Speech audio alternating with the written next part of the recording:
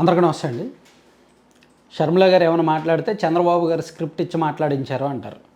విజయమ్మ గారు ఏమైనా మాట్లాడితే విజయమ్మ గారు షర్మిల గారి చేతిలో కీలుబొమ్మ, షర్మిల గారేమో చంద్రబాబు గారు చెప్పినట్టు ఆడతారు కాబట్టి మాట్లాడారు అంటారు. వైసీపీ దగ్గర అంతకుమించి సమాధానం లేదు.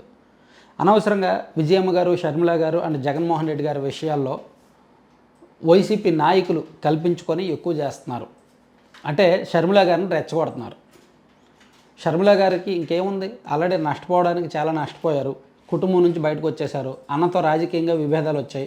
తను పాదయాత్ర చేసి గెలిపించాలనుకుంటున్న పార్టీ నుంచి తను బయటకు వచ్చారు. సో ఇప్పుడు ఆమె ఒక పార్టీకి రాష్ట్ర అధ్యక్షురాలుగా ఉన్నారు, ఒక జాతీయ పార్టీకి. సో రాజకీయంగా ఒక బ్రాండ్ ఏర్పడింది. గెలుపుతారా ఓడిపోతారా, చరిష్మా ఉందా లేదా, ప్రజల్లో పట్టుందా లేదా అనేది పక్కన పెడితే ఏదో రాజకీయంగా ఒక హోదా ఉంది. ఇప్పుడు ఆమె తెగించున్నారు. వైసీపీ వాళ్ళు ఒకటి మాట్లాడితే ఆమె 10 మాట్లాడతారు. చూడండి, నిన్న కూడా ఇప్పుడు విజయమ్మ గారు లేఖ రిలీజ్ చేశారు 3 రోజుల కిందట. ఆ లేఖ మీద ఇమీడియట్గా వైసీపీ వాళ్ళు కౌంటర్ ఇచ్చి ఆ శివప్రసాద్ రెడ్డి గారు, రాజమౌళి శివప్రసాద్ రెడ్డి గారు మాట్లాడి ఆయన ఏదో చెప్పుకొచ్చారు.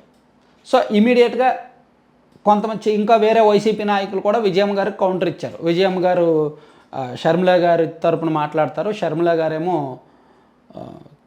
చంద్రబాబు గారు మనిషి అనేటట్టు అదే వెర్షన్ వినిపించారనమాట. సో నిన్న ఏమన్నారు షర్మిల గారు, సో దమ్ముంటే జగన్మోహన్ రెడ్డి గారు మాట్లాడాలి, విజయమ్మ గారు రాసిన లేఖ మీద ఈ కుక్కల చేత ఎందుకు మురిగిస్తున్నారు అని మాట్లాడారు. ఎందుకు ఆ మాట అనిపించుకోవడం?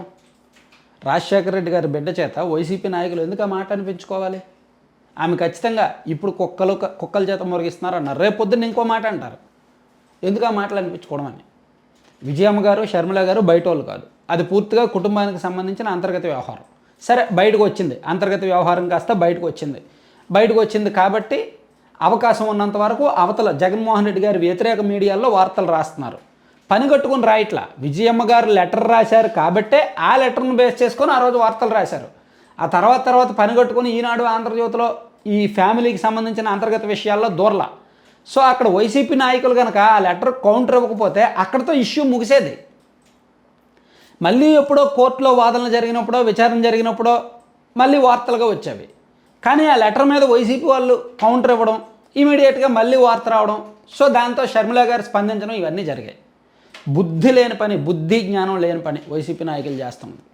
మేబీ జగన్మోహన్ రెడ్డి గారికి తెలిసి చేస్తున్నారో తెలియజేస్తున్నారో, ఆయన ఆదేశాల మేరకు చేస్తున్నారో ఆదేశాలు లేకుండా చేస్తున్నారో తెలియదు. కానీ వాళ్ళ కుటుంబ వ్యవహారాలను వీళ్ళు పెద్ద చేస్తున్నారు కెలికి. షర్మిల గారు అలా మాట్లాడుతుంటే ఆపగలరా? ఎవరైనా వెళ్ళి ఆపమని చెప్పగలరా?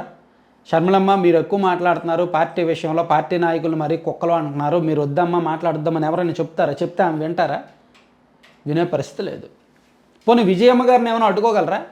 ఆల్రెడీ విజయమ్మ గారికి ఒక క్లారిటీ ఉంది. విజయమ్మ గారికి తెలియదా జగన్మోహన్ రెడ్డి గారు ఏంటో, జగన్మోహన్ రెడ్డి గారి క్యారెక్టర్ ఏంటో, షర్మిల గారు ఏంటో, ఈ వివాదం ఏంటో, గొడవ ఏంటో ఆమెకు తెలియదా? సో షర్మిల గారు చంద్రబాబు గారి తరపున పనిచేస్తున్నారు కాబట్టి ఆమె లెటర్ రాయమన్నారు, మనం రాసేద్దామని బుద్ధి తక్కువ పనిచేస్తారు విజయమ్మ గారు. ఆ మాత్రం కామన్ సెన్స్ ఉండదు ఆమెకు?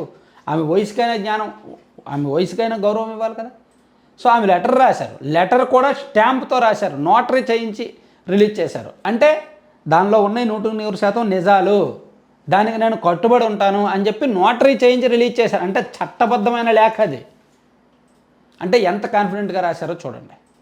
వాళ్ళు అంత కాన్ఫిడెంట్గా ఉన్నప్పుడు వీళ్ళు వెనక్కి తగ్గడం మంచిది. ఇక్కడ జగన్మోహన్ రెడ్డి గారు చుట్టూ ఉన్న కొంతమంది క్వార్టరీ వాళ్ళు, సలహాదారులు ఎవరో వైసీపీ నాయకులకు స్క్రిప్ట్లు ఇచ్చి మాట్లాడించి గొడవను పెద్ద చేస్తున్నారు, ఆ కుటుంబ వ్యవహారాలను పెద్ద చేస్తున్నారు. అంటే వాళ్ళ మధ్య శాశ్వతంగా దూరం పెంచుతున్నారు. అలా కాకుండా లెటర్ రాశారు ఈమె, వైసీపీ నాయకులు మాట్లాడకపోతే షర్మిల గారు మాట్లాడరు. ఒక వారం రోజుల్లోనో, 2 వారాల్లోనో, 3 నెలల్లోనో ఎప్పుడో కోర్టుకు వెళ్తుంది విషయం. కోర్టు ఒక తీర్పు ఇస్తుంది. తీర్పించిన తర్వాత మీడియాలో వస్తుంది. అక్కడితో వాళ్ళు మాట్లాడుకొని రాజీ చేసుకునే అవకాశాలు ఉంటాయి. ఎప్పటికైనా సరే విషయం చిన్నదే ఉన్నంత వరకు రాజీ చేసుకునే అవకాశం ఉంటుంది. కానీ తెగే వరకు లాగితే, తెగిపోతే ఇంకా అతుక్కోదు. సో అక్కడ షర్మిల గారు, విజయమ్మ గారు తెంపుకోవడానికి సిద్ధంగా లేరు. ఇక్కడ జగన్మోహన్ రెడ్డి గారు కూడా తెంపుకోవడానికి సిద్ధంగా లేరు. అందుకే ఆయన నేరుగా మాట్లాడట్లేదు. కానీ మధ్యలో ఉన్న నాయకులు మాత్రం తెంపేస్తున్నారు, వెళ్ళి షర్మిల గారిని రెచ్చగొడుతున్నారు.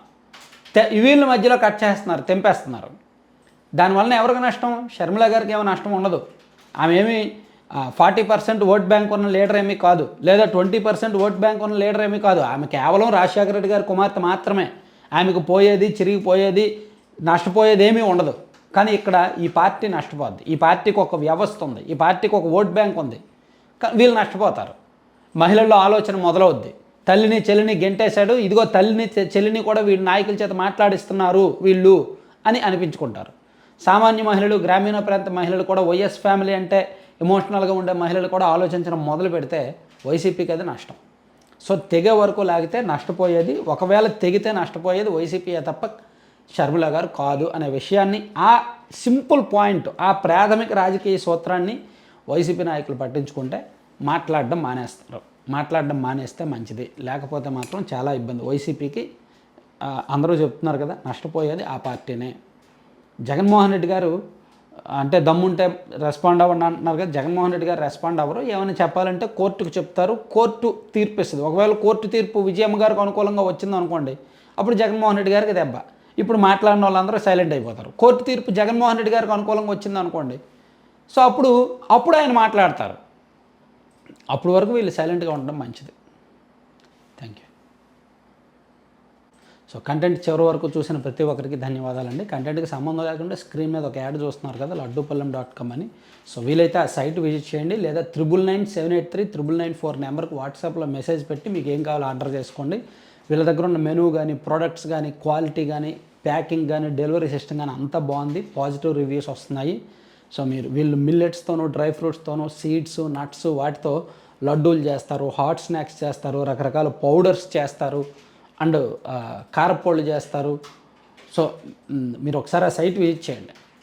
సో మనం ఎందుకు ప్రమోట్ చేస్తున్నామంటే, వీళ్ళు ప్రొఫెషనల్గా IIMR Indian Institute of Millet రీసెర్చ్లో ట్రైనింగ్ తీసుకొని, దానికి తగ్గట్టు వీళ్ళు ఒక అంటే కుటీర పరిశ్రమలాగా పెట్టుకొని, సో దాని ప్రోడక్ట్స్ లాంచ్ చేసిన తర్వాత కామర్స్ సైట్ పెట్టుకోవడం, సో ఎక్కువ ఆర్డర్స్ రావడం, పాజిటివ్ రివ్యూస్ రావడంతో మనం దాన్ని ప్రమోట్ చేస్తాం. రివ్యూస్ బాగున్నాయి. మన సబ్స్క్రైబర్స్ చాలామంది రిపీట్ ఆర్డర్స్ ఇస్తున్నారు.